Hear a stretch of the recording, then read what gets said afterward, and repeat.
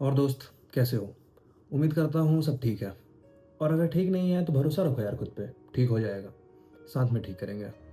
आज इस वीडियो में डर पे बात करते हैं, क्योंकि हमारा डर से काफ़ी गहरा रिश्ता होता है।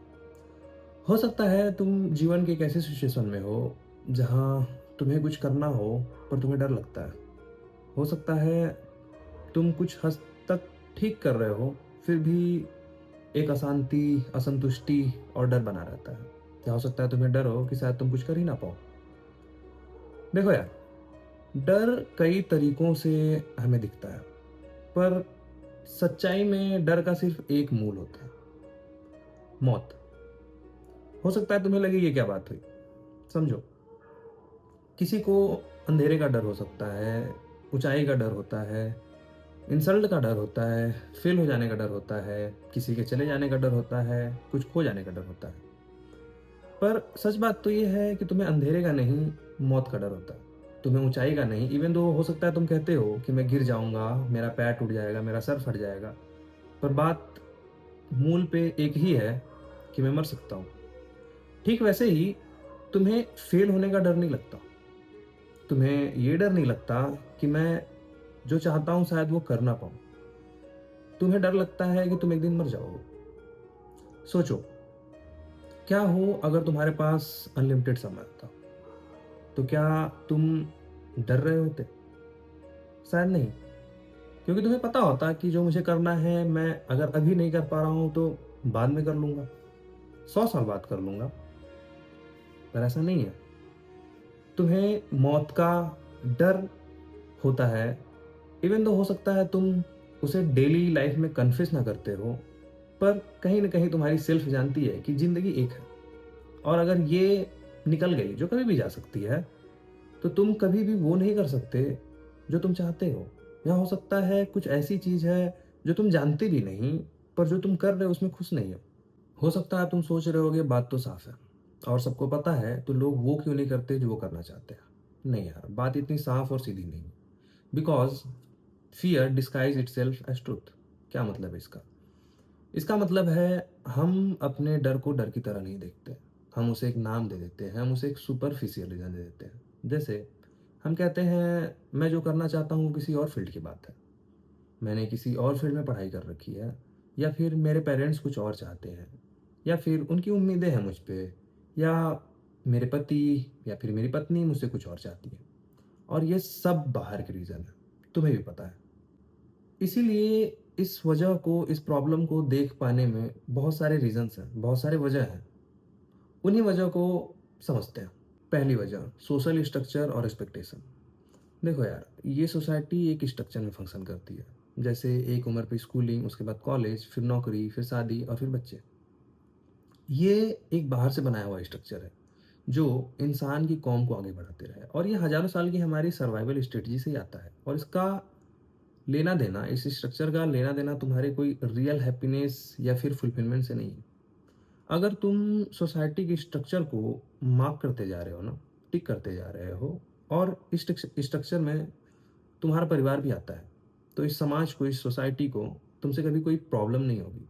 कोई तुमसे पूछने नहीं आएगा कि तुम खुश हो या नहीं। कोई तुमसे ये नहीं पूछेगा कि तुम जो चाहते हो वो कर रहे हो ना, या फिर कुछ और है जो तुम करना चाहते हो। नहीं। और रही एक्सपेक्टेशन की बात, तो देखो यार, समाज इन मार्कर को ही परफेक्ट समझता है, हैप्पीनेस का मार्कर समझता है। और तुम भी देखते हो तो तुम खुद को छोड़कर उन मार्कर के पीछे भागते हो। तुम उन चीज़ों को अचीव करने में लग जाते हो जिसे समाज रिस्पेक्ट करता है। कि हाँ, तुमने कार ले ली, वाह, तुमने घर बना लिया, तुमने ये अचीव कर लिया, तुमने वो कर लिया। क्योंकि उनके डिफिनेशन के अनुसार एक सेट रूल है, एक सोशियो इकोनॉमिक स्टेटस है जो एक इंसान अचीव करने के बाद खुश होगा। लेकिन जब तुम शायद लौटते होगे, खुद के पास आते होगे हर दिन के अंत में, तो तुम्हारी आत्मा, तुम्हारा सेल्फ तुमसे पूछती होगी कि सब कुछ तो ठीक है, पर इसमें मैं कहाँ हूँ। तब शायद तुम्हारी सेल्फ तुम्हें खींच के तमाचा मारती होगी, जो कि तुम्हारे डर में बदलता है, और तुम फिर से दोबारा भागना चालू करते हो। दूसरी वजह, एक्सेप्टेंस। मैंने अभी तक तुम्हें जितनी बातें बताई ना, तुम्हें भी पता है, तुम भी जानते हो, तुम भी समझते हो। लेकिन समझ और एक्सेप्टेंस में बड़ा अंतर है। समझ नॉलेज से आता है और एक्सेप्टेंस रियलाइजेशन से। तुम किसी भी बाहर के नॉलेज को पढ़कर सुनकर समझ सकते हो, लेकिन रियलाइजेशन के लिए तुम्हें खुद के अनुभव में उतरना पड़ता है। तुम्हें खुद को समझना पड़ता है और उन लोगों का साथ लेना पड़ता है, उन लोगों का साथ करना पड़ता है जो समाज के नहीं है, फिर भी समाज उनकी पूजा करता है। मैं क्या कहना चाहता हूँ, शायद तुम्हें एक कहानी समझ में आए। तुम्हें ये पता होगी, महाभारत में यमराज और युधिष्ठिर के बीच का एक दृश्य है। मैं पूरी कहानी नहीं बताने वाला, पर उसमें एक प्रश्न बहुत इंपॉर्टेंट है अभी के कॉन्टेक्स्ट से। यमराज युधिष्ठिर से पूछते हैं कि दुनिया का सबसे बड़ा आश्चर्य क्या है। युधिष्ठिर कहते हैं कि इंसान हर रोज अपने आसपास लोगों को मरते हुए देखता है, फिर भी ऐसे जीता है जैसे वो अमर हो। डर का होना और डर को देख पाना बिल्कुल अलग बात होती है। अगर तुम अपने डर को देखकर उसे एक नाम दे सकते हो ना, उसके रूट तक पहुंच सकते हो, वो डर खुद पे खुद अपने आप लूज होने लग जाता है। अगर तुम खुद के साथ बैठो और सच में सोचो कि ये डर आ कहाँ से रहा है, तुम पाओगे उसकी वजह शायद कहीं है भी नहीं। तुम्हें बस अब डर से डर लग रहा है। और अगर तुम्हारे अंदर डर है ना, तो तुम्हें थोड़ी सी हिम्मत की ज़रूरत है यार। तुम्हें मजबूती दिखाने की ज़रूरत है। एक फिलोसफर है, फ्रेडरिक नित्से। उनका एक कोट है, what doesn't kill you makes you stronger. मतलब यह है कि जो चीज़ तुम्हें मारती नहीं है, वो तुम्हें मजबूत बना के जाती है। जो डर तुम्हें मार नहीं देगा ना, तुम्हारी जान नहीं ले लेगा, अगर तुम उसको फेस कर लो, वो तुम्हें मजबूत बना देता है। डर और किसी चीज़ का नहीं होता, बस तुम्हें ख़त्म हो जाने का होता है। तुम्हें पता है ज़िंदगी बहुत लिमिटेड है, इसलिए जाओ और अपने डर का सामना करो, क्योंकि तुम्हारे सिवा कोई और कर नहीं सकता। जो करना चाहते हो उसके पीछे के डर को अच्छी तरह से देख लो। वो तुम्हारी जान नहीं लेने वाला, पर तुम वो करो चाहे ना करो, तुम वैसे भी मर जाओगे। ऐसे समझो कि एक टेबल है, उस पे दो चीज़ें हैं। एक तुम्हारा डर, जो तुम्हें करना है उसका डर, और दूसरी तरफ तुम्हारी मौत, जो हो ही जाएगी, कभी भी हो सकती है। अब या तो तुम इस डर का सामना कर लो, या नहीं भी करोगे, छोड़ दोगे, जो करना चाहते हो वो नहीं करोगे, डरते रहोगे, तो मौत एक दिन पक्की है।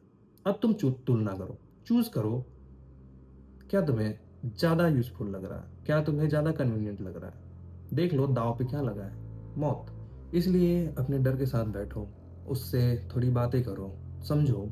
तुम देखो कि वो डर शायद उन चीज़ों से नहीं आ रहा जिनको मैं करना चाहता हूँ।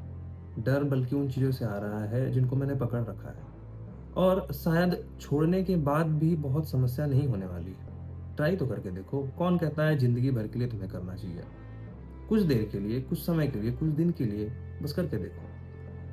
मैं भी बहुत दिन से मैं राइटिंग करना चाहता था, but I always use to give myself excuse, और मैंने इसमें बहुत सारे साल गंवाए, but at least I am doing this. और मुझे लगता है यूट्यूब सबसे बेस्ट प्लेटफॉर्म है मेरे काम के लिए, जो मैं करना चाहता हूँ उसको आगे बढ़ाने के लिए। इसलिए मैं कर रहा हूँ यार, और मैं तुम्हें भी इनवाइट करना चाहता हूँ। आओ मेरे साथ, करो, करते हैं यार, चेंज करते हैं। तुम भी अपने डर को फेस करो। आई होप तुम्हें वीडियो हेल्प करेगी कुछ समझने में, कुछ सीखने में। Take care, signing out.